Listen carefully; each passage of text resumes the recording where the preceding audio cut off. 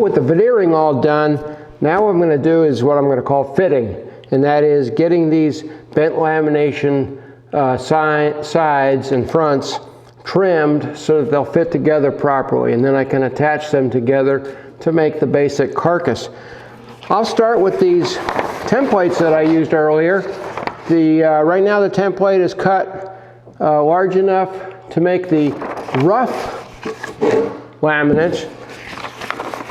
If I cut along this inner line, that'll trim the template down to the size I need for the finished product. So that'll be the first thing I'll do, is I'll trim those down. Then I'll take these rough laminates and using a utility knife, just kind of trim them down so I don't have a whole lot of extra veneer in the way to break off. Go ahead and trace the lines on there and then cut. And right now I'm planning on using a saber saw to do the cut. We'll see how that works out. Hopefully it will work out well, and I'll be able to get nice accurate cuts that then I just have to do some basic fairing on, and this side for the altar will then fit right onto the front panel for the altar. So let's see if we can make that work.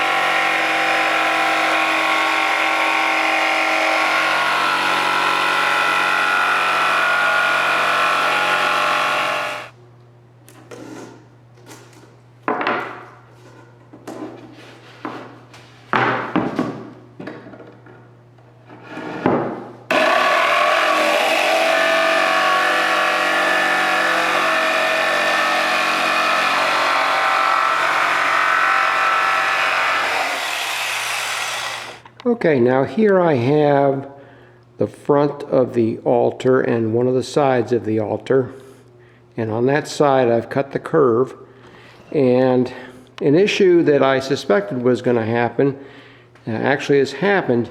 You notice the gap between the side and the front near the top, but we don't have that gap at the bottom, and that has to do with the fact that you can't just project a cut perpendicularly to this face and expect to have full contact, full depth around a curve like that.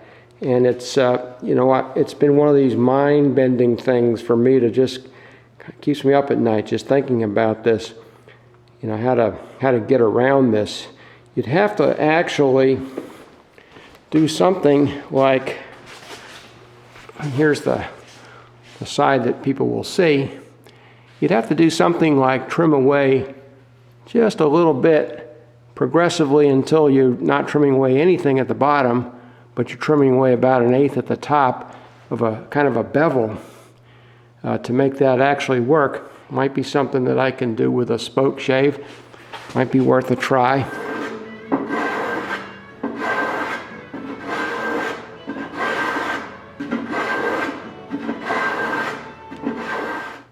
Okay, so I've taken the altar front and sides and basically clamped them up in approximately the orientation they need to be. And things seem to fit pretty well. I've got some trimming to do, but you notice on your left, I've done some spoke shave work to fit the side to the front a little better. I don't have that gap anymore, or at least not much of one. Now on your right, I have not done that fitting yet. So you can see there's still a gap that remains. But basically, oh, and also on the front, looks like the curvature is not matching up exactly right, so I've got to do a little bit of trimming along the front to get that curvature to match up. But overall, it seems to be fitting fairly well so far. Now, what is going to be another challenge here, this angle is not 90 degrees. It's wider than 90 degrees. I've got my square there, and you can see how it's a little wider. So when I put this trim piece on, I'm deciding still how to do that. I was going to try to do a one-piece trim and bend it in place, a little steam bending, but I may now have to actually make this two-piece. One piece in this plane and one piece in this plane that meet together, and that way I can, have that angle go from what's basically a 90-degree corner down here at the bottom up to something greater than 90 degrees at the top and make it look seamless. So plenty of challenges in this work, but the fitting seems to be coming along fairly well.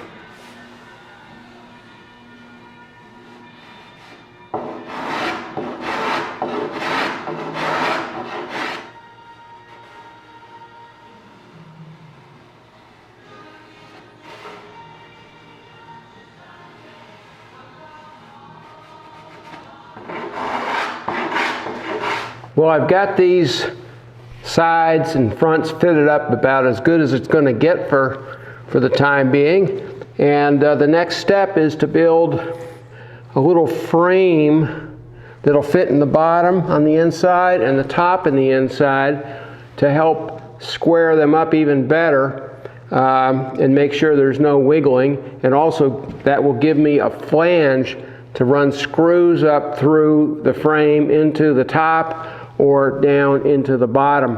I'm also going to put a shelf about midway, and that'll also help stabilize. So we'll have very stiff units when we go and attach them to the base and the top.